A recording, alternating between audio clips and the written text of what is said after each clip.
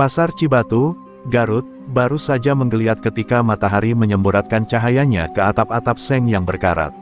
Aroma sayur mayur, keringat, dan tanah basah bercampur jadi satu, membentuk wangi khas yang hanya dimengerti para pedagang dan pembeli setia. Tapi pagi itu tak sepenuhnya tenang. Langkah-langkah berat menggema dari ujung pasar, disertai suara logam yang membentur aspal. Ujang datang, dan setiap orang tahu, damai akan segera lenyap. Ujang bukan preman biasa, tubuhnya tinggi besar, bertato harimau di lengan kiri, dan di dadanya tergurat bekas luka menganga yang konon tak pernah bisa dijahit. Banyak yang bilang, luka itu didapat saat Ujang dibacok belasan kali oleh preman dari Tasik, tapi anehnya, ia malah bangkit dan membantai mereka satu persatu.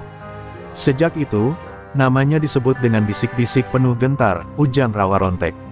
Ilmu hitam yang ia miliki membuatnya seolah tak bisa mati. Dibacok hidup lagi, ditusuk bangkit kembali. Para pedagang buru-buru menunduk saat Ujang melintas.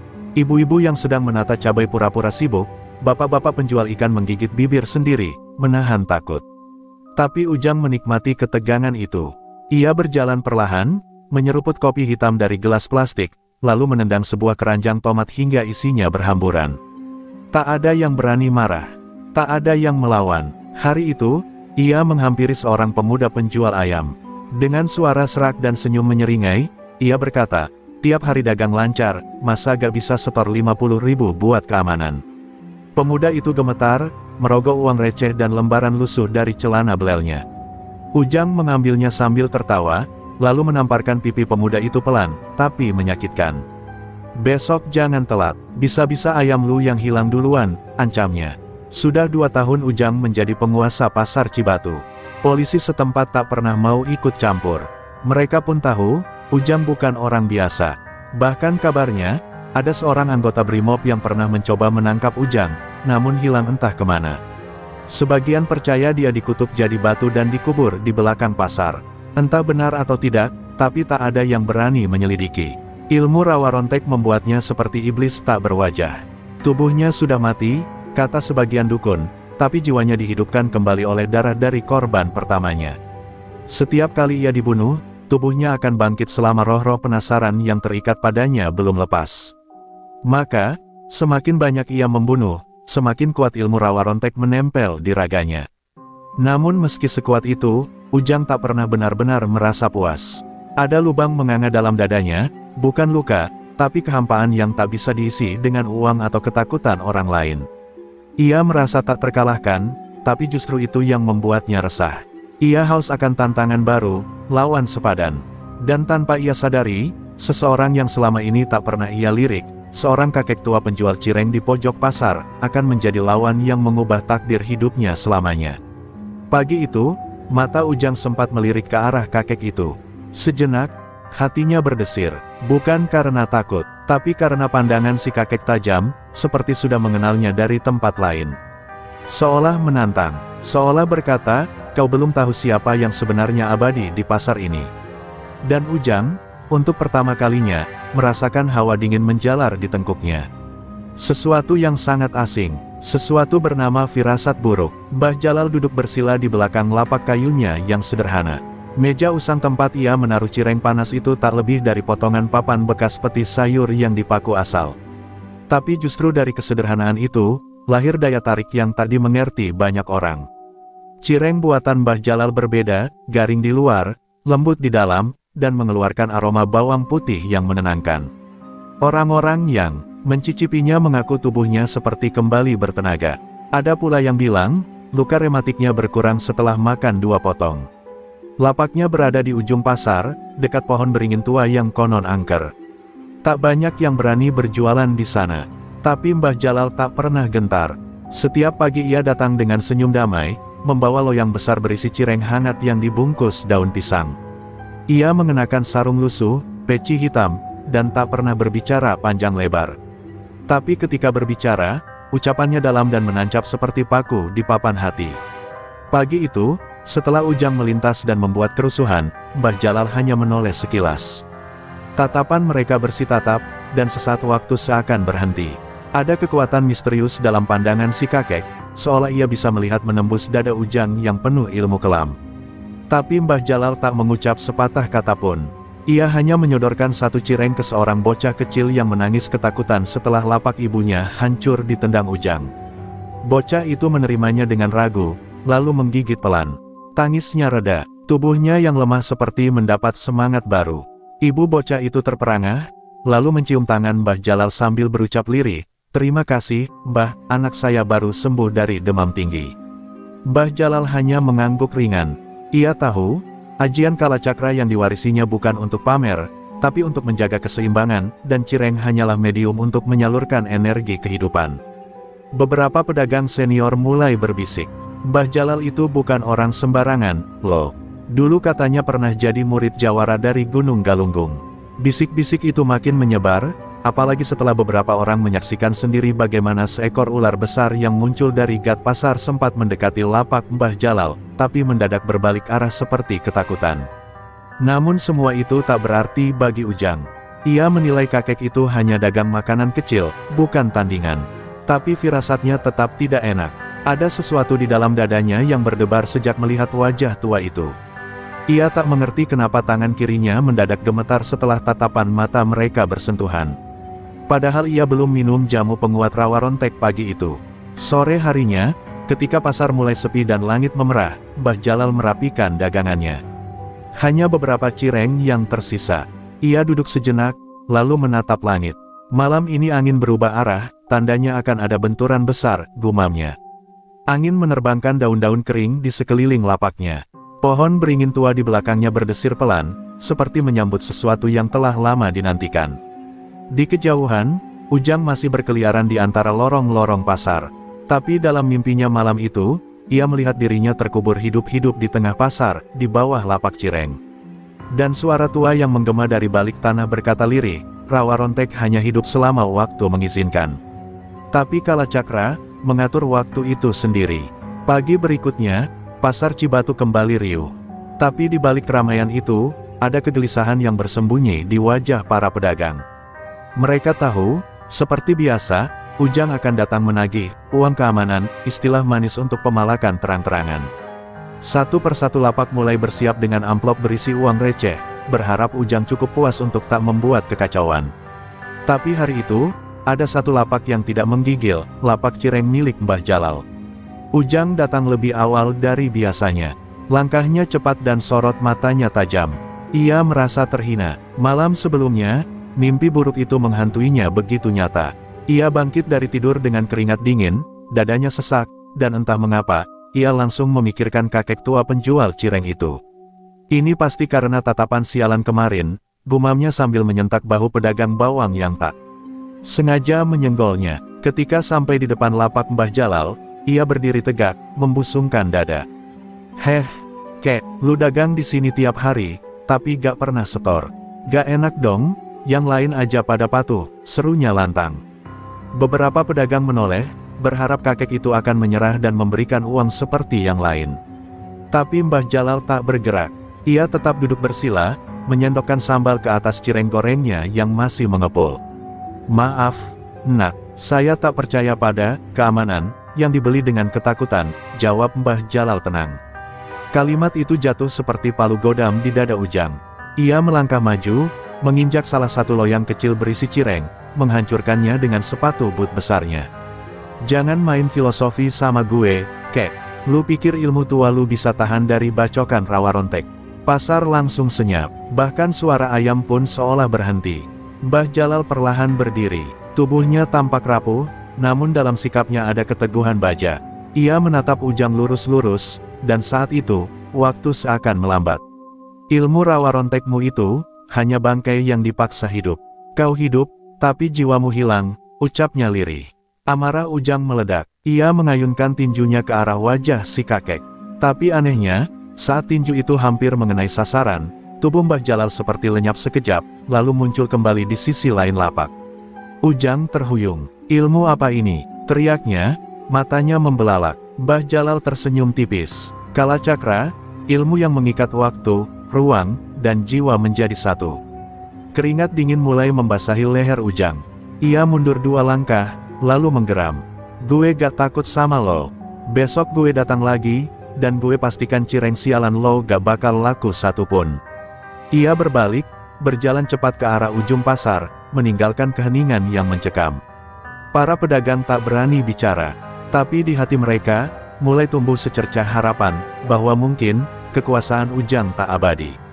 Sementara itu, Mbah Jalal duduk kembali. Ia mengambil sepotong cireng dari loyangnya, meniupnya pelan, lalu menggigitnya sambil menatap langit. Waktumu sudah dekat, nak. Kau hanya belum tahu caranya berpulang, gumamnya. Pohon beringin tua di belakangnya bergoyang pelan, seperti menyetujui ucapannya. Malam itu, di rumah kontrakan sempit di pinggiran Cibatu, Ujang duduk bersila di depan cermin retak. Lilin-lilin hitam mengelilinginya, dan asap dupa mengepul memenuhi ruangan. Tubuhnya telanjang dada, penuh tato hitam yang tampak seperti ular hidup melingkar di sekujur tubuhnya. Di depannya tergeletak keris kecil yang bergetar pelan, seakan merasakan amarah tuannya. Ujang sedang bersiap memanggil kembali kekuatan rawa rontek yang selama ini membuatnya ditakuti. Tapi malam ini berbeda, ia merasa terguncang. Tatapan Mbah Jalal siang tadi menusuk lebih dalam dari bacokan. Empu Rawakanda, hamba mohon, hidupkan lagi jiwa penjagaku. Serunya lirih, diiringi suara lengkingan pelan yang terdengar seperti tangisan dari dunia lain. Sekejap kemudian, udara dalam ruangan berubah dingin. Cermin itu berembun dari dalam. Sosok hitam tanpa wajah muncul di pantulan cermin, lalu membisik, "Kau mulai goyah, Ujang." Rawa rontek bukan untuk yang hatinya ragu. Ujang menggertakkan gigi, memukul lantai hingga telapak tangannya berdarah. "Aku tidak takut, aku cuma gak ngangka kakek sialan itu bisa bikin aku gemetar. Apa dia lebih kuat dari rawa rontek? Apa dia kekal?" Suara Ujang meninggi, hampir histeris. Tapi sosok itu hanya tertawa kecil. "Tak ada yang kekal di dunia ini, bahkan rawa rontek. Tapi jika kau ingin kekuatan lebih, ada harga yang harus dibayar." "Berapa harganya?" tanya Ujang tanpa ragu. Sosok itu menjulurkan tangan dari dalam cermin. "Potong satu dari hidupmu, satu yang kau cintai, satu yang masih membuatmu menjadi manusia." Ujang terdiam. Di sudut ruangan, tampak sebuah foto lama, ibunya yang sudah renta, masih hidup dan tinggal di desa seberang. Hatinya bergetar sesaat, namun dibakar dendam dan rasa malu, ia mengangguk perlahan. Seketika ruangan itu bergetar, keris kecil di depannya menancap sendiri ke lantai, darah dari telapak tangan Ujang mengalir menuju ukiran keris, membentuk pola aneh. Sosok hitam itu tertawa, "Rawa rontek telah sempurna, kau kini lebih dari manusia, tapi kurang dari ruh. Kau tak bisa mati, namun jiwamu telah diceraikan dari harapan." Lilin-lilin padam serempak, kegelapan menyelimuti ruangan. Ujang terbaring lemas, tapi dadanya berdenyut hebat. Ketika ia bangkit, matanya berubah merah kelam. Nafasnya berat, seperti menghirup abu neraka. Kini, rawa rontek dalam dirinya tak hanya menghidupkan tubuh, tapi juga membunuh perasaan. Tidak ada lagi belas kasihan. Tidak ada rasa takut, hanya dendam, hanya kehancuran, dan hanya satu nama yang terus bergaung dalam kepalanya, Mbah Jalal. Di luar, hujan turun deras. Petir menyambar langit Cibatu berkali-kali. Di tengah gemuruh alam, Ujang melangkah keluar rumah, tubuhnya beruap panas, langkahnya berat namun pasti. "Besok pagi, pasar Cibatu akan jadi kuburan," bisiknya. Tapi ia tak tahu, bahwa ilmu kalacakra yang dijaga oleh Mbah Jalal bukan sekadar pertahanan, itu adalah kunci untuk membungkam keabadian palsu seperti rawa rontek. Fajar belum sempurna mereka ketika Mbah Jalal terbangun dari duduk semedinya. Matanya yang tadi terpejam perlahan terbuka, menatap langit timur yang masih gelap. Di tangannya, sebuah tasbih kayu bergetar pelan, seperti merasakan adanya perubahan di alam. Ia menarik napas dalam, lalu membisikkan sebuah mantra tua yang hanya bisa diucapkan oleh penjaga ilmu kalacakra. Udara di sekitarnya menjadi hening. Waktu seolah melambat, semesta tahu, bahaya sedang merambat ke arah pasar Cibatu. Mbah Jalal menatap kendi kecil di sudut lapaknya. Air di dalamnya berputar sendiri, membentuk pusaran kecil yang berpendar. Ia mengangguk pelan, ilmu rawa rontek telah sempurna, darah tak lagi mengenal batas antara hidup dan mati, gumamnya lirih. Ia tahu, Ujang bukan lagi sekadar preman. Ia kini telah menjadi makhluk antara dua dunia, tak hidup, tapi juga belum mati. Dan itu menjadikannya musuh yang jauh lebih berbahaya. Namun kalacakra bukan ajian biasa. Ilmu ini tidak dibangun dari kekuatan, melainkan dari kesadaran akan waktu dan kehendak untuk menjaga keseimbangan. Di tangan orang tamak, kalacakra akan membunuh pemiliknya. Tapi di tangan orang seperti Mbah Jalal, ia adalah gerbang antara ruang dan kenyataan. Ia mampu mengikat masa lalu, sekarang, dan masa depan dalam satu titik diam, dan dari titik itulah keajaiban bisa lahir. Mbah Jalal berdiri, mengambil kain hijau tua yang dilipat rapi di bawah rak cireng. Ia memakainya perlahan, seperti seorang pendekar yang hendak naik ke gelanggang terakhir. Di belakang kain itu terjahit benang emas berbentuk roda waktu, lambang kalacakra. Hari ini, waktu akan melingkar penuh. Yang lahir dari kematian akan kembali ke asal, ucapnya sembari melangkah keluar, menantang matahari yang mulai muncul malu-malu dari balik kabut pagi. Di pasar Cibatu, para pedagang mulai membuka lapak. Tapi suasana tak seperti biasa. Langit mendung padahal tak ada tanda hujan. Burung-burung tak berkicau. Bahkan ayam-ayam pasar yang biasanya gaduh, diam dalam kandangnya. Aura tak kasat mata menyelimuti udara. Pedagang saling pandang, lalu bertanya dalam hati, apakah hari ini, sesuatu akan pecah? Ujang datang dari arah utara pasar. Langkahnya tenang tapi menggertak. Tubuhnya kini lebih besar, otot-ototnya menegang seperti kawat baja, dan kulitnya berkilat aneh, seakan nyawa tak lagi bersemayam di dalamnya. Matanya menyapu sekeliling seperti hewan buas yang lapar. Ia tak peduli siapa yang menatap. Ia hanya mencari satu orang, kakek penjual cireng. Tapi di tengah pasar, ia tak menemukan apapun. Lapak Mbah Jalal kosong. Tiba-tiba, waktu berhenti. Semua suara lenyap, semua gerak membeku. Hanya Ujang yang bisa bergerak, dan di hadapannya, dari balik kabut tipis, muncul sosok Mbah Jalal. Tapi tubuhnya kini tak seperti biasa. Ia berdiri dengan aura keemasan, dan di belakangnya tampak bayangan roda raksasa yang berputar perlahan. Setiap putaran roda itu menggetarkan bumi. Kalacakra telah terbangun, Ujang, ucap Mbah Jalal datar. Dan kau akan tahu, bahwa hidup tak bisa kau curi dengan darah dan kematian. Ujang menyeringai. Gue gak peduli apa itu kalacakra, yang gue tahu, lo bakal gue remuk hari ini. Teriaknya, lalu menerjang dengan bacokan cepat ke arah leher Mbah Jalal. Tapi aneh, bacokan itu seperti melewati bayangan. Mbah Jalal tidak bergerak satu inci pun. Ujang terkejut, dan untuk pertama kalinya, ia merasakan takut. Sebab di hadapan ilmu kalacakra, waktu bukan lagi sekutunya, tapi penentu akhir dari kesombongan Rawa Rontek. Bacokan Rawa Rontek itu memecah udara, menghantam sosok Mbah Jalal yang berdiri diam tanpa gentar. Tapi anehnya, tubuh Mbah Jalal seperti asap, tak tersentuh senjata tajam. Ujang mengumpat keras, lalu menebas berkali-kali, namun yang ia rasakan hanya kehampaan. Kenapa gak kena? Teriaknya frustasi. Peluh bercucuran, padahal udara sekitar terasa dingin menusuk. Mbah Jalal tetap berdiri tenang, seolah waktu benar-benar tunduk padanya. Dengan suara berat namun tenang, Mbah Jalal menjawab, waktu tak berjalan di sekitarmu, Ujang. Kau hidup di antara hidup dan mati, tapi tak lagi berjalan di atas garis takdir. Rawa Rontek mencabutmu dari waktu, tapi kalacakra adalah penguasa waktu itu sendiri. Ia melangkah satu kali ke depan. Tanah yang dipijaknya bergetar, dan semua jam milik pedagang di sekitar berhenti berdetak. Roda waktu di belakangnya berputar lebih cepat, menyilaukan mata siapapun yang melihatnya. Ujang meraung, lalu menghunus keris kecilnya, senjata pemanggil kekuatan Rawa Rontek. Ia menancapkannya ke tanah, dan seketika tubuhnya menyala merah. Luka-luka lama terbuka kembali, darah mengalir, namun tak membunuhnya. Sebaliknya, luka itu menyatu dan menguatkan tubuhnya. Ia berubah menjadi sosok mengerikan, kulitnya mengelupas, menyisakan otot merah mengilat, matanya putih seperti arang panas. Kalau lo bukan manusia lagi, gue juga bukan. Pekiknya, ledakan energi terjadi saat Ujang melompat dan menghantam tanah di depan Mbah Jalal. Pasar Cibatu bergetar, kios-kios berderak, dan sebagian genteng beterbangan. Para pedagang berteriak dan berlarian menjauh. Tapi ketika debu mereda, Mbah Jalal masih berdiri di tempat, tak tersentuh. Di sekelilingnya terbentuk lingkaran cahaya, seperti pagar tak kasat mata yang melindunginya dari segala kehancuran. Aku bukan manusia biasa, Ujang, kata Mbah Jalal. Aku adalah penjaga dari ajian kalacakra, warisan leluhurku sejak zaman Pajajaran. Ilmu ini tidak dibuat untuk menyerang, tapi untuk mengembalikan keseimbangan. Ia mengangkat tangan kanannya perlahan.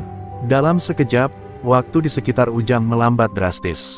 Gerakan Ujang terhenti di tengah terjangan. Ia seperti membeku, hanya matanya yang masih bergerak, memancarkan amarah dan kebingungan. Mbah Jalal berjalan perlahan mendekat, langkahnya mantap. Kau sudah membayar mahal untuk rawa rontek. Tapi kau tak paham bahwa hidup tanpa jiwa adalah kehampaan paling sunyi. Ia menyentuh dada Ujang. Seketika itu pula, suara tangisan wanita tua terdengar menggema, suara ibu Ujang, yang telah dikorbankan malam sebelumnya.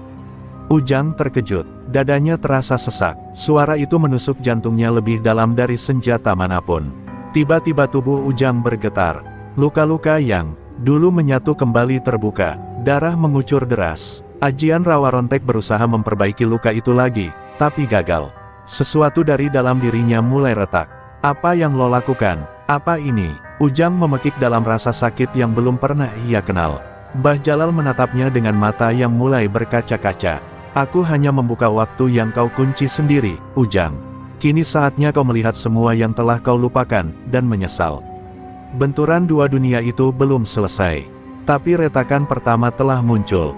Dan ketika rawa rontek mulai goyah, kalacakra baru menunjukkan taringnya. Tubuh Ujang bergetar hebat. Ia berlutut di hadapan Mbah Jalal, tapi bukan karena kalah, melainkan karena disergap rasa yang tak pernah ia kenal, sesal. Di dalam pikirannya, seperti layar sobek yang terbuka lebar, kenangan masa kecilnya muncul silih berganti. Ia melihat ibunya yang dulu menenun kain sambil menyanyikan lagu daerah, tangannya yang kasar namun penuh kasih, dan wajahnya yang penuh kelelahan namun tak pernah berhenti tersenyum. Suara tangis wanita tua yang tadi menggema kembali terdengar, kali ini lebih lirih, lebih dalam, seperti luka lama yang tak pernah sembuh. Berhenti, cukup, raung Ujang, menutup telinganya, tapi suara itu bukan datang dari luar, melainkan dari dalam jiwanya sendiri. Kalacakra tidak menyerang tubuh, melainkan membuka luka yang disembunyikan oleh waktu.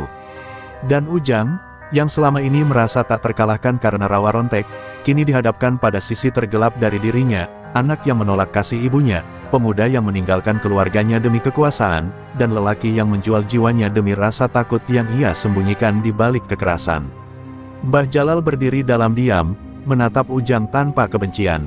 Ia tahu, perang ini bukan sekadar tentang dua ajian sakti. Ini adalah benturan nilai, benturan jiwa.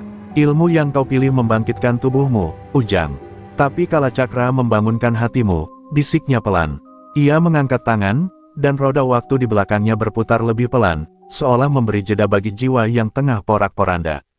Tiba-tiba, dari dalam dada Ujang, semburat merah kehitaman muncul, sebuah simbol rawa rontek yang membara. Simbol itu menjerit seperti makhluk terluka, lalu terangkat dari tubuhnya dan menggantung di udara. Sosok itu membentuk wajah, setengah manusia, setengah iblis, penuh amarah dan kepiluan. Mbah Jalal menatapnya dengan mata yang tak berkedip. Kau bukan iblis, kau hanya cermin dari manusia yang tersesat, ucapnya tenang, lalu mengatupkan kedua telapak tangannya di depan dada. Dari kedua tangan Mbah Jalal, cahaya emas muncul, menyilaukan, hangat, dan menyentuh setiap sisi pasar yang tadi mencekam. Cahaya itu menjalar perlahan, membungkus simbol rawa rontek yang menjerit itu. Dan dengan satu putaran kalacakra, simbol itu meledak menjadi ribuan pecahan kecil, lalu lenyap menjadi angin. Ujang terlempar ke belakang, tubuhnya kembali seperti semula, berdarah, terluka, namun kini manusia kembali. Ia terbaring lemah, menatap langit yang perlahan cerah. Awan mulai bergerak, burung-burung kembali bersuara. Waktu berjalan seperti biasa, para pedagang mulai muncul kembali, menatap dari kejauhan dengan wajah bingung. Tak ada yang mengerti apa yang baru saja terjadi, selain bahwa keheningan mencekam telah sirna, dan pasar Cibatu seperti lahir kembali dari gelap. Ujang menatap Mbah Jalal yang kini mendekatinya, lalu jatuh berlutut di sampingnya. Lo, kenapa lo gak bunuh gue? Tanyanya lirih. Mbah Jalal hanya tersenyum tipis, lalu mengusap kepala Ujang seperti seorang ayah pada anaknya yang tersesat. Karena kau sudah cukup menderita, dan karena kadang, memaafkan lebih menyakitkan daripada membunuh. Ujang menangis, untuk pertama kalinya sejak ia menjual jiwanya. Dan kalacakra, untuk sementara, kembali tenang. Pagi menjelang dengan sinar matahari yang lembut, seolah tahu bahwa malam telah menyisakan luka yang tak kasat mata. Ujang duduk bersandar di dekat gerobak cireng milik Mbah Jalal yang telah roboh. Tubuhnya dipenuhi luka, namun tak satu pun lebih menyakitkan daripada luka dalam jiwanya. Ia menatap tangannya yang dulu ia banggakan karena mampu menghancurkan siapapun, kini hanya menggigil menahan perasaan bersalah. Tangannya telah mengorbankan cinta seorang ibu. Tangannya telah mengancam orang-orang kecil demi rasa takut yang ia bungkus sebagai keberanian. Para pedagang mulai kembali beraktivitas dengan hati-hati. Mereka tak mendekat, tapi juga tak menjauh. Mereka tahu, sesuatu yang tak biasa baru saja terjadi. Ada keheningan yang tak bisa dijelaskan, seperti sisa-sisa badai yang baru reda.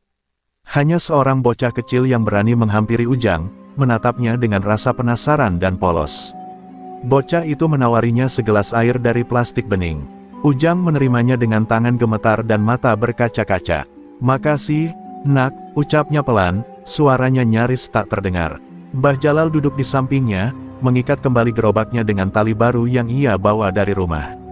Ia tak mengatakan apa-apa, namun kehadirannya cukup bagi Ujang yang sedang mencari arah pulang dalam dirinya sendiri. "Gue udah nyakitin banyak orang," gumam Ujang. "Udah bikin orang ketakutan, bikin anak-anak kelaparan karena dagangan rusak, bikin orang tua gak bisa tidur karena gue malak." Mbah Jalal tak menyela. Ia tahu, biarlah kesadaran tumbuh dengan caranya sendiri. Lalu Ujang melanjutkan, "Tapi lo malah gak ngebunuh gue. Padahal lo bisa." Suaranya bergetar. "Kenapa, Mbah?" Mbah Jalal menarik napas dalam, lalu menjawab dengan suara berat namun lembut, "Karena hidup bukan tentang siapa yang paling kuat, tapi siapa yang paling berani untuk berubah. Lo udah jatuh di titik paling gelap, Ujang. Tapi lo juga punya pilihan, untuk bangkit dan menebus semua dosa itu." Ujang menunduk, matanya memerah. Dalam hidupnya, tak ada satupun yang pernah memberinya kesempatan kedua. Dunia hanya mengenal dua hal padanya, takut atau dibenci. Tapi hari ini, seorang kakek penjual cireng memberikan hal yang belum pernah ia terima, pengampunan. Dan itu jauh lebih menyakitkan ketimbang dihajar atau dihina, karena ia harus berhadapan dengan dirinya sendiri. Dengan susah payah, Ujang berdiri. Ia menatap pasar Cibatu yang mulai hidup kembali. Wajah-wajah takut mulai mencair, beberapa bahkan mengangguk pelan padanya. Ia merasa asing di dunia yang pernah ia kuasai. Kini bukan takut yang ia cari, melainkan kesempatan untuk menebus. "Mulai hari ini, gue bukan preman pasar lagi. Gue akan bantu lo jualan, Mbah. Gue mau belajar hidup dari awal." Mbah Jalal tersenyum tipis. "Kalau begitu, kamu mulai dari yang paling sederhana," ucapnya sambil menyerahkan celemek lusuh berwarna coklat. Ujang menerimanya perlahan, lalu mengikat di pinggangnya. Pedagang lain terdiam, menatap sosok yang dulu mereka takuti kini berdiri sebagai pembantu cireng. Hari itu, di bawah terik matahari yang baru muncul, Ujang lahir kembali, bukan dengan rawa rontek, tapi dengan luka dan harapan. Dan roda kalacakra terus berputar, membawa kisah baru yang belum selesai. Ujang kini bukan lagi raja preman yang ditakuti, melainkan lelaki pendiam yang setiap pagi membuka lapak cireng bersama Mbah Jalal. Ia mengenakan celemek lusuh yang dulunya mungkin akan ia lecehkan. Tangan yang dulu memukul dan menganiaya, kini menggulung adonan dan menata loyang. Tapi meski ia mencoba menebus masa lalu, bisikan dosa lama tak mudah padam. Setiap kali ada suara teriakan di pasar atau langkah tergesa, jantung Ujang mencelos, kenangan akan masa kelamnya datang bagai bayangan tak diundang. Suatu siang, saat matahari memancarkan panas yang menyengat, seorang wanita parubaya mendekat ke gerobak mereka. Wajahnya kusut, matanya cekung, dan bibirnya gemetar saat melihat Ujang. "Kamu," bisiknya dengan suara tercekat. Ujang menoleh, dan tubuhnya seketika membeku. Wanita itu adalah istri dari seorang pedagang buah yang dulu ia hajar habis-habisan hanya karena menolak membayar uang keamanan. Wajah suaminya berdarah-darah kala itu, gerobaknya hancur, dan dagangannya habis diinjak-injak oleh anak buah Ujang.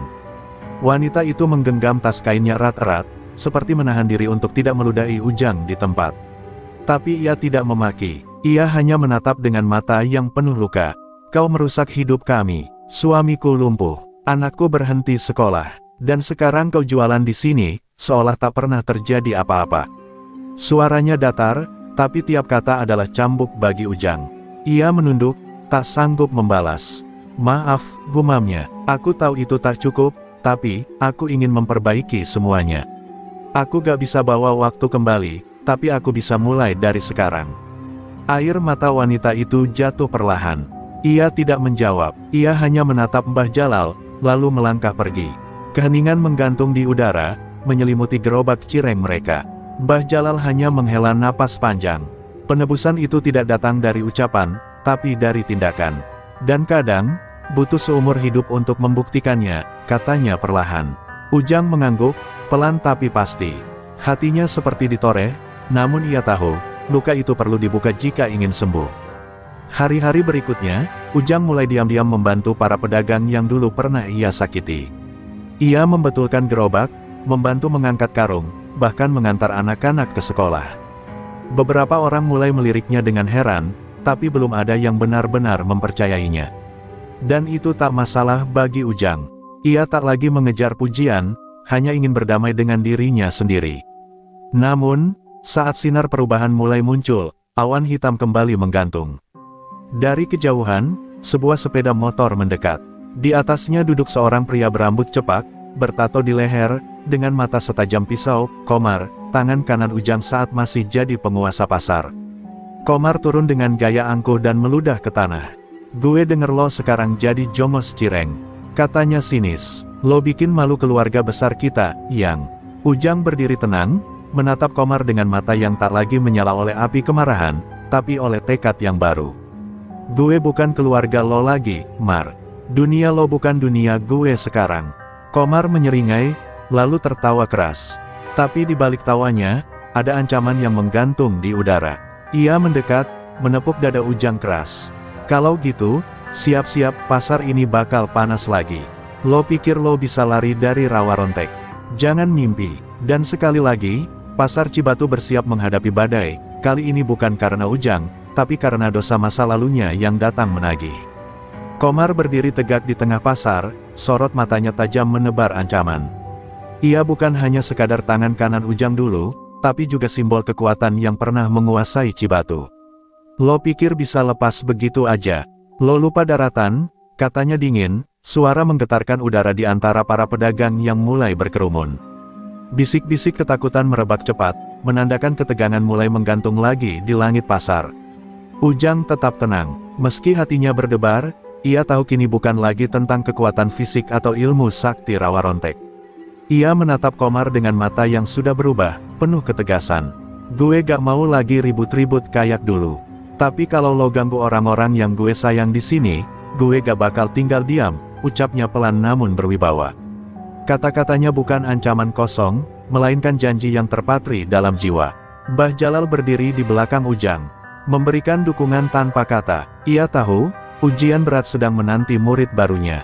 Pasar Cibatu sudah cukup lama menjadi medan pertempuran batin dan lahiriah, dan kini pertarungan sejati mulai menyala kembali. Komar mengangkat bahu, memperlihatkan senyum sinis. "Kalau begitu, kita lihat seberapa jauh perubahan lo bisa bertahan." Malam itu, Komar mengumpulkan geng lamanya. Mereka adalah preman-preman tangguh yang tak pernah kehilangan rasa haus kekuasaan. Suara tawa dan rencana jahat bergema di lorong gelap pasar. Mereka merencanakan untuk mengambil alih kembali pasar Cibatu, mengusir para pedagang kecil dan menguasai semua keuntungan. Rencana mereka jelas, tunjukkan ke Ujang bahwa dunia ini milik mereka. Di sisi lain, Ujang mengelilingi pasar, berbicara pada para pedagang. Ia memohon mereka bersatu, berjanji akan melindungi dan menjaga kedamaian. Para pedagang mulai melihat sisi lain dari Ujang, bukan lagi preman bengis, tapi pelindung yang muncul dari kegelapan. "Kalau kita bersatu, tak ada yang bisa mengganggu pasar ini lagi," katanya dengan penuh keyakinan. Keesokan harinya, ketegangan mencapai puncaknya. Komar dan anak buahnya mulai mengintimidasi pedagang, merusak dagangan, dan menyebar ketakutan. Namun, kali ini Ujang tidak sendirian. Para pedagang yang dulu takut kini berdiri di belakangnya. Suara mereka bergema, menolak segala bentuk kekerasan. Pasar Cibatu berubah menjadi benteng solidaritas. Ujang dan Komar akhirnya bertemu di tengah pasar, di bawah sinar rembulan yang pucat. Mata mereka saling menatap, bukan hanya sebagai musuh, tapi dua jiwa yang terikat oleh masa lalu. Komar mengayunkan tinju pertamanya, namun Ujang sudah siap. Pertarungan bukan hanya fisik, tapi juga pertarungan untuk masa depan pasar dan hati yang pernah terluka. Suara dentuman pukulan dan teriakan mengisi udara malam itu, menyadarkan setiap orang bahwa perubahan bukan jalan yang mudah, tapi yang terpenting adalah keberanian untuk bertahan dan memperbaiki diri. Pasar Cibatu tidak akan pernah sama lagi, karena di dalamnya kini tertanam harapan dan perjuangan sejati. Suara dentuman pukulan di bawah rembulan mulai memudar, berganti oleh sorak-sorai para pedagang yang berdiri kokoh di belakang Ujang. Kali ini, Pasar Cibatu bukan sekadar tempat jual beli, tapi benteng solidaritas yang mempertaruhkan masa depan mereka. Ujang tahu, kemenangan fisik hanyalah awal dari perjuangan panjang untuk menjaga kedamaian yang baru saja mereka raih. Komar, meskipun terluka, tidak menyerah begitu saja. Tatapan matanya penuh kebencian dan dendam, ia melancarkan serangan balik dengan keganasan yang belum pernah ia tunjukkan. Namun, kali ini Ujang berbeda. Setiap gerakan yang dulu dipenuhi amarah kini diiringi dengan ketenangan dan strategi, hasil dari pergulatan batinnya yang dalam. Ilmu rawa rontek yang ia miliki dipadukan dengan kekuatan ajian kalacakra yang diperoleh dari Mbah Jalal, menjadikan dirinya lebih bijak dan berbahaya. Para pedagang, yang semula takut, kini berperan sebagai mata dan telinga, memberikan informasi dan dukungan tanpa henti. Mereka mengatur penjagaan di setiap sudut pasar, memastikan tidak ada celah untuk Komar dan gengnya menyusup. Pasar yang dulu pecah belah kini menjadi satu kesatuan yang solid, membuktikan bahwa kekuatan bukan hanya berasal dari ilmu atau otot, tapi juga dari hati dan persatuan. Malam itu, saat pertarungan berlangsung sengit, seorang pemuda bernama Dani, anak dari pedagang sayur yang dulu sering diintimidasi Komar, datang membawa sekelompok pemuda lain. Mereka bukan preman, melainkan warga biasa yang merasa muak dengan kekerasan yang merajalela. Bersama Ujang, mereka menunjukkan bahwa pasar bukan milik segelintir orang, tapi milik semua yang hidup di dalamnya. Sementara itu, Mbah Jalal berdiri di pinggir pasar, menyaksikan muridnya bertarung dengan penuh haru dan kebanggaan. Ia tahu, perjuangan ini bukan hanya tentang mengalahkan musuh lama, tapi tentang menyelamatkan jiwa dan martabat sebuah komunitas. Kalau kita bisa berubah, mereka juga bisa berubah, gumamnya dalam hati, berharap agar darah pertumpahan bisa segera reda. Pertarungan berakhir dengan Komar terjatuh, lelah dan patah semangat. Namun, sebelum Ujang melayangkan pukulan terakhir, ia menahan tangan dan berkata, "Ini bukan tentang siapa yang menang atau kalah, Mar. Ini tentang pasar dan orang-orang yang kita jaga." Komar menatap mata Ujang, melihat bukan musuh, tapi seseorang yang telah memilih jalan berbeda. Sejak malam itu, Pasar Cibatu berubah total. Komar dan gengnya dipaksa mundur, tapi bukan dengan kekerasan, melainkan dengan rasa hormat. Mereka menyadari, kekuasaan yang dibangun dengan ketakutan akan runtuh jika tidak dibarengi dengan keadilan dan kasih sayang. Ujang pun memulai babak baru sebagai pelindung pasar, bukan lagi preman yang ditakuti, tapi penjaga yang dihormati. Pasar Cibatu kini berdiri kuat, bukan karena Ujang atau Mbah Jalal, tapi karena jiwa-jiwa kecil yang bersatu. Dan cerita mereka baru saja dimulai, dengan janji bahwa solidaritas akan selalu menjadi tameng terkuat melawan gelapnya dunia. Pasar Cibatu kini terlihat tenang, tetapi di balik kedamaian itu, bayangan masa lalu masih mengintai diam-diam. Ujang yang sudah bertekad membangun kehidupan baru terus berkeliling, memastikan keamanan para pedagang. Namun, tatapannya sesekali mengeras saat mendengar bisik-bisik yang menyebutkan nama lama, lawan-lawan baru yang mulai mengincar posisi yang dulu ia miliki.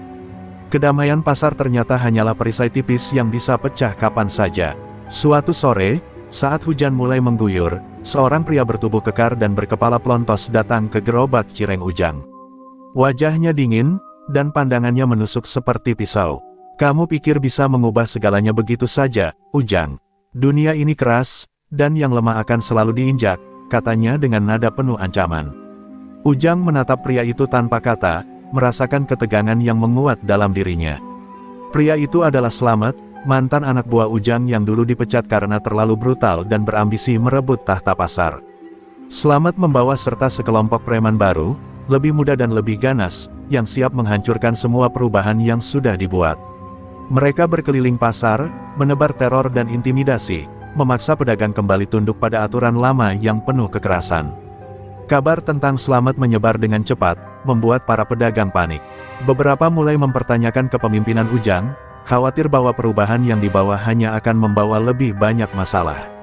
Ujang merasakan beban berat di pundaknya. Ia tahu, pertarungan ini bukan hanya soal kekuatan, tapi juga kepercayaan yang harus diperjuangkan kembali. Mbah Jalal yang sudah merasakan gelombang bahaya berkata, "Ini ujian terbesar, Yang. Kalau kau benar-benar ingin melindungi pasar dan orang-orang di sini, kau harus bersiap menghadapi bayang-bayang yang tak bisa kau hindari." Ujang mengangguk, hatinya dipenuhi tekad untuk tidak mundur, sekalipun ancaman datang dari arah yang tak terduga. Dalam keheningan malam, Ujang dan para pendukungnya mulai merancang strategi. Mereka tidak hanya akan bertarung dengan fisik, tapi juga dengan kecerdikan dan hati. Ujang mengerti, setiap langkah harus diperhitungkan agar tidak membuat luka baru.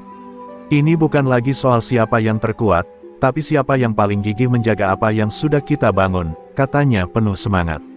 Di tengah rencana itu, Ujang kembali melihat Mbah Jalal yang tampak lebih serius dari biasanya. Kalau Slamet ini benar-benar ingin menghancurkan segalanya, kau harus siap membuka kembali ilmu Kala Cakramu, Yang. Tapi ingat, kekuatan itu harus digunakan untuk melindungi, bukan untuk membalas dendam. Ujang menatap Mbah Jalal dengan penuh pengertian. Ilmu itu memang pedang bermata dua yang bisa menyelamatkan atau memusnahkan. Pasar Cibatu kembali bersiap menghadapi badai yang lebih gelap dan berat. Ujang tahu, jika ingin menjaga kedamaian dan masa depan, ia harus melawan bukan hanya musuh di depan mata, tapi juga bayangan masa lalu yang terus mengintai, siap menyerang kapan saja. Pagi itu udara pasar Cibatu terasa lebih dingin dari biasanya. Bisik-bisik warga mulai terdengar membicarakan satu hal yang sama, kehadiran Slamet dan geng barunya yang mulai menebar ancaman nyata. Gerobak-gerobak pedagang yang dulu ramai kini tampak sepi, seolah semua takut akan datangnya badai kekerasan yang sedang mengintai. Ujang berjalan perlahan, merasakan ketegangan yang menyelimuti setiap sudut pasar. Slamet tidak membuang waktu. Dengan gengnya, ia mulai melakukan aksi intimidasi secara terang-terangan. Beberapa pedagang yang menolak membayar proteksi, tiba-tiba kehilangan dagangannya. Ada yang dipukuli, dan ada yang diancam sampai trauma.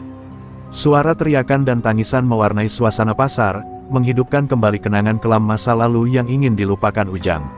Semua ini adalah pesan jelas bahwa Slamet tidak main-main.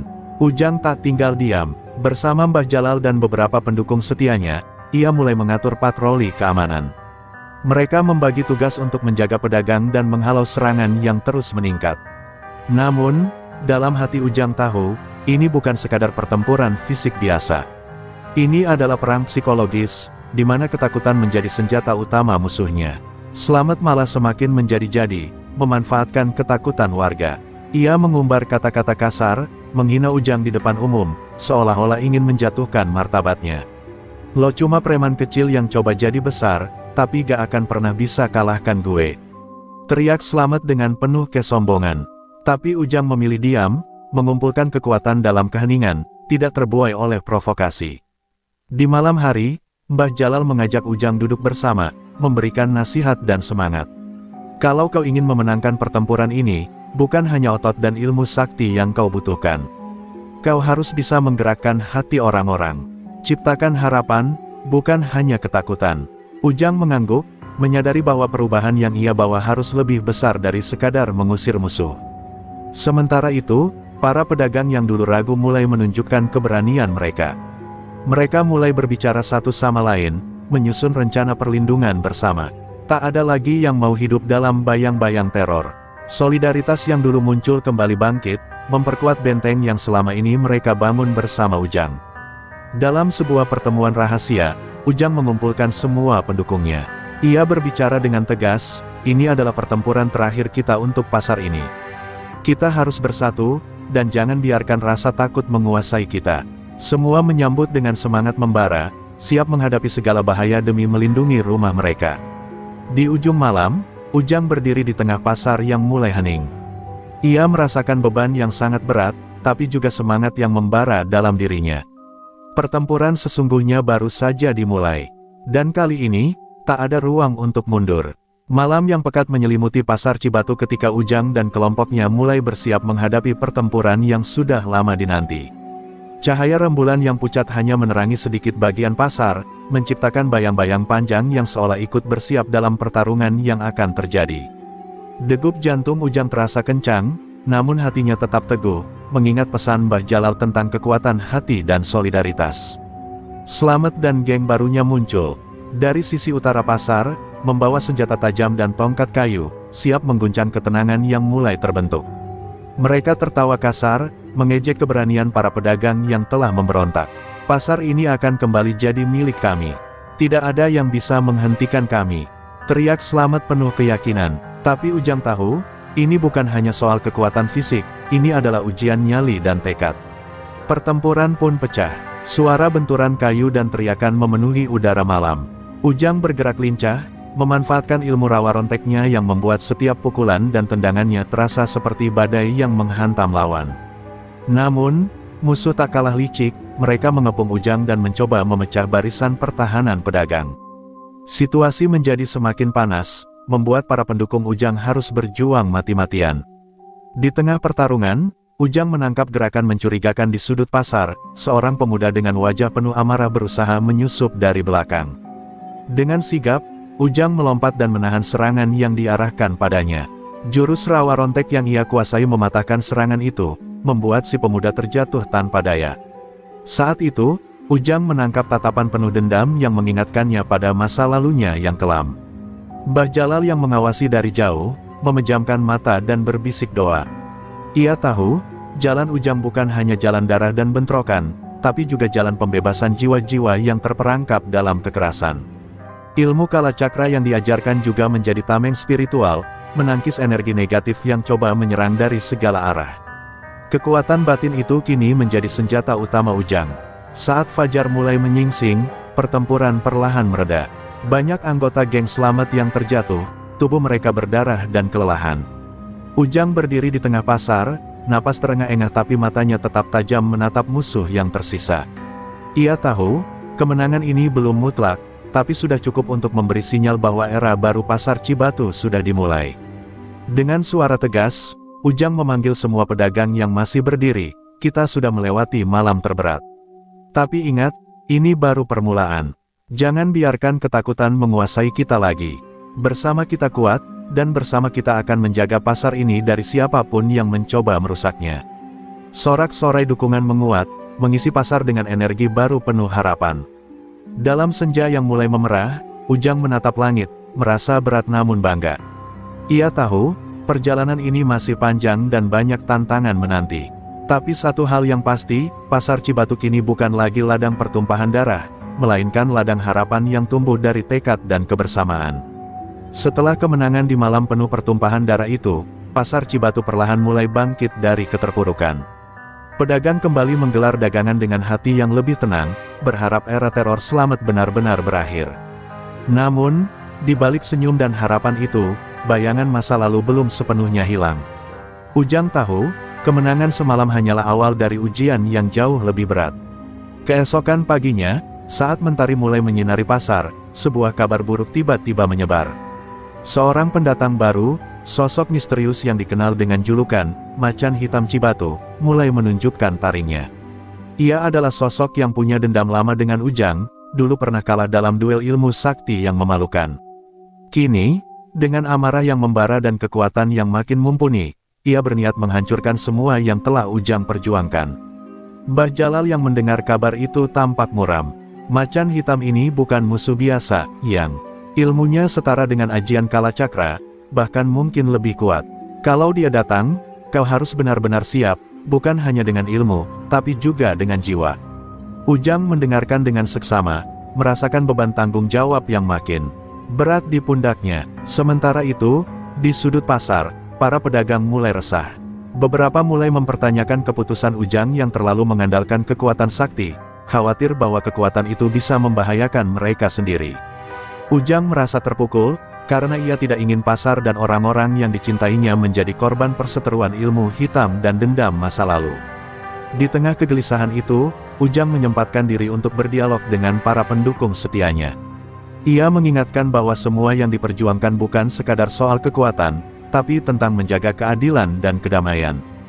Kita harus kuat bukan hanya untuk melawan musuh, tapi juga untuk melindungi yang lemah, ujarnya dengan penuh keyakinan yang menular.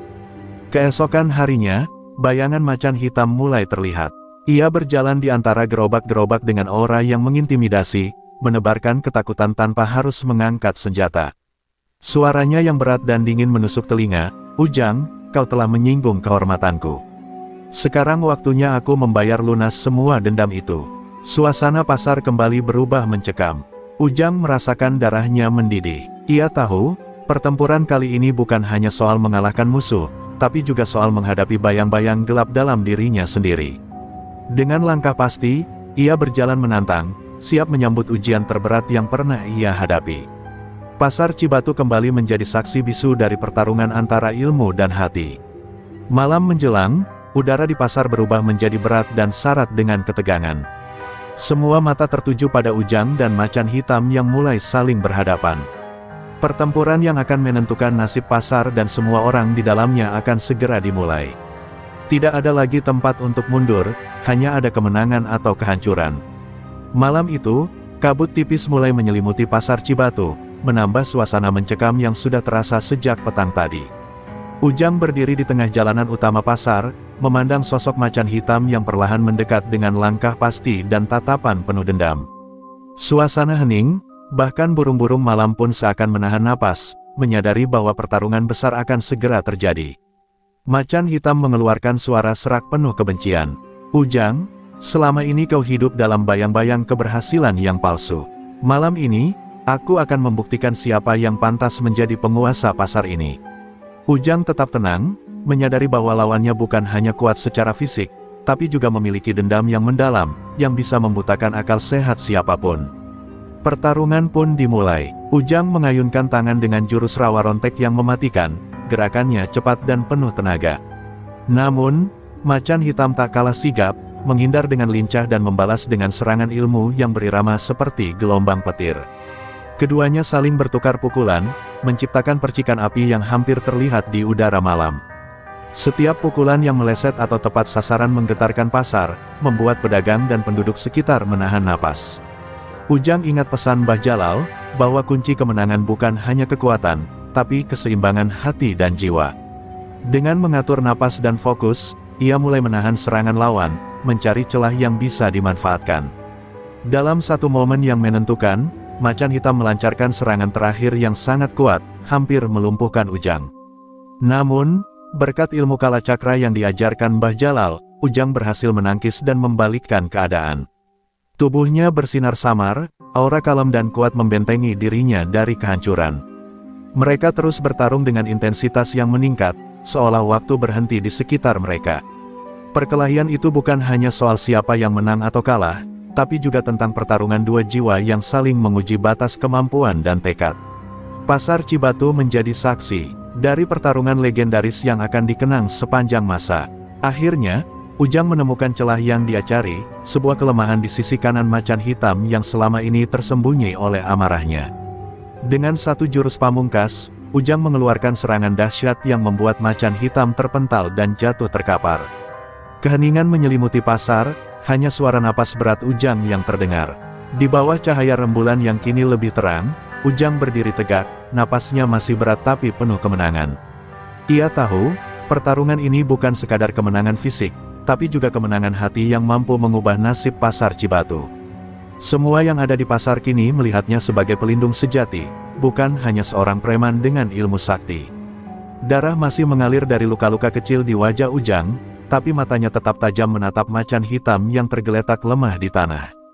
Pasar Cibatu yang sempat hening berubah menjadi lautan tatapan penuh harap dan cemas, menunggu apakah Ujang akan mengakhiri pertarungan ini dengan ampunan atau dengan hukuman. Napas berat Ujang bergema di udara malam yang penuh ketegangan. Dalam keheningan itu, Ujang menundukkan kepala sejenak, mengingat perjalanan panjangnya, dari seorang preman biasa, menjadi pelindung pasar yang dihormati. Ia mengerti bahwa kekuatan bukan hanya soal mengalahkan lawan, tapi juga soal merangkul dan memaafkan. Dengan suara rendah tapi penuh wibawa, Ujang berkata, "Kau kalah malam ini, tapi ini bukan akhir. Pasar ini bukan milik satu orang, melainkan milik kita semua. Bangkitlah dan pilih jalan yang benar." Macan hitam membuka matanya perlahan, terkejut dengan sikap Ujang yang berbeda dari yang ia bayangkan. Dendam dan amarahnya mulai surut, digantikan oleh rasa hormat yang lama terkubur. Ia mengangguk pelan, menerima kekalahan bukan hanya dalam pertarungan, tapi juga dalam hati. Pasar Cibatu menjadi saksi bagaimana dua musuh berubah menjadi sekutu yang bertekad menjaga kedamaian. Mbah Jalal maju mendekat, wajahnya berseri-seri penuh kebanggaan. "Ujang, kau telah membuktikan bahwa ilmu tanpa hati adalah kosong. Kedamaian yang kau bawa akan menjadi warisan bagi generasi berikutnya. Ujang membalas dengan senyum tipis, merasa lega dan bangga atas perjuangan yang telah ditempuh. Seiring pagi menjelang, pasar mulai kembali hidup. Pedagang dan pembeli kembali beraktivitas dengan semangat baru, tanpa rasa takut yang dulu selalu menghantui. Ujang dan Macan Hitam duduk berdampingan di sebuah bangku kayu, merencanakan bagaimana mereka bisa membangun pasar menjadi tempat yang aman dan damai, jauh dari bayang-bayang kekerasan. Kedamaian ini bukan tanpa tantangan, tapi kini Ujang percaya bahwa dengan persatuan dan niat baik, segala rintangan bisa dilalui. Ilmu rawa rontek dan ajian kalacakra yang dulu dipakai untuk bertarung, kini menjadi simbol perlindungan dan keseimbangan. Mereka berdua berjanji untuk menjaga pasar dan melindungi orang-orang yang menjadi bagian dari hidup mereka. Pasar Cibatu tidak lagi dikenal sebagai medan pertempuran, tapi sebagai rumah bagi keadilan dan persaudaraan. Cerita tentang Ujang dan Macan Hitam menyebar luas, menjadi legenda yang menginspirasi banyak orang untuk memilih kedamaian di atas segala kekerasan. Dunia mungkin tidak sempurna, tapi di pasar kecil itu, sebuah harapan baru lahir. Di bawah langit biru yang mulai cerah, Ujang memandang ke Cakrawala dengan hati penuh syukur. Perjalanan panjangnya belum berakhir, tapi malam ini, ia tahu ia telah memenangkan sesuatu yang jauh lebih besar daripada sekadar pertarungan. Ia memenangkan masa depan yang damai, untuk dirinya, untuk pasar, dan untuk semua yang percaya pada kekuatan kebaikan. Pasar Cibatu, Garut, baru saja menggeliat ketika matahari menyemburatkan cahayanya ke atap-atap seng yang berkarat. Aroma sayur mayur, keringat, dan tanah basah bercampur jadi satu, membentuk wangi khas yang hanya dimengerti para pedagang dan pembeli setia. Tapi pagi itu tak sepenuhnya tenang. Langkah-langkah berat menggema dari ujung pasar, disertai suara logam yang membentur aspal. Ujang datang, dan setiap orang tahu, damai akan segera lenyap. Ujang bukan preman biasa, tubuhnya tinggi besar, bertato harimau di lengan kiri, dan di dadanya tergurat bekas luka menganga yang konon tak pernah bisa dijahit. Banyak yang bilang, luka itu didapat saat Ujang dibacok belasan kali oleh preman dari Tasik, tapi anehnya, ia malah bangkit dan membantai mereka satu persatu. Sejak itu, namanya disebut dengan bisik-bisik penuh gentar, Ujang Rawa Rontek. Ilmu hitam yang ia miliki membuatnya seolah tak bisa mati. Dibacok hidup lagi, ditusuk bangkit kembali. Para pedagang buru-buru menunduk saat Ujang melintas. Ibu-ibu yang sedang menata cabai pura-pura sibuk, bapak-bapak penjual ikan menggigit bibir sendiri, menahan takut. Tapi Ujang menikmati ketegangan itu. Ia berjalan perlahan, menyeruput kopi hitam dari gelas plastik, lalu menendang sebuah keranjang tomat hingga isinya berhamburan. Tak ada yang berani marah. Tak ada yang melawan. Hari itu, ia menghampiri seorang pemuda penjual ayam. Dengan suara serak dan senyum menyeringai, ia berkata, "Tiap hari dagang lancar, masa gak bisa setor 50.000 buat keamanan?" Pemuda itu gemetar, merogoh uang receh dan lembaran lusuh dari celana belelnya. Ujang mengambilnya sambil tertawa, lalu menamparkan pipi pemuda itu pelan, tapi menyakitkan. "Besok jangan telat, bisa-bisa ayam lu yang hilang duluan," ancamnya. Sudah 2 tahun Ujang menjadi penguasa pasar Cibatu. Polisi setempat tak pernah mau ikut campur. Mereka pun tahu, Ujang bukan orang biasa. Bahkan kabarnya, ada seorang anggota Brimob yang pernah mencoba menangkap Ujang, namun hilang entah kemana. Sebagian percaya dia dikutuk jadi batu dan dikubur di belakang pasar. Entah benar atau tidak, tapi tak ada yang berani menyelidiki. Ilmu rawa rontek membuatnya seperti iblis tak berwajah. Tubuhnya sudah mati, kata sebagian dukun, tapi jiwanya dihidupkan kembali oleh darah dari korban pertamanya. Setiap kali ia dibunuh, tubuhnya akan bangkit selama roh-roh penasaran yang terikat padanya belum lepas. Maka, semakin banyak ia membunuh, semakin kuat ilmu rawa rontek menempel di raganya. Namun meski sekuat itu, Ujang tak pernah benar-benar merasa puas. Ada lubang menganga dalam dadanya, bukan luka, tapi kehampaan yang tak bisa diisi dengan uang atau ketakutan orang lain. Ia merasa tak terkalahkan, tapi justru itu yang membuatnya resah. Ia haus akan tantangan baru, lawan sepadan. Dan tanpa ia sadari, seseorang yang selama ini tak pernah ia lirik, seorang kakek tua penjual cireng di pojok pasar, akan menjadi lawan yang mengubah takdir hidupnya selamanya. Pagi itu, mata Ujang sempat melirik ke arah kakek itu. Sejenak, Hatinya berdesir, bukan karena takut, tapi karena pandangan si kakek tajam, seperti sudah mengenalnya dari tempat lain. Seolah menantang, seolah berkata, kau belum tahu siapa yang sebenarnya abadi di pasar ini. Dan Ujang, untuk pertama kalinya, merasakan hawa dingin menjalar di tengkuknya. Sesuatu yang sangat asing, sesuatu bernama firasat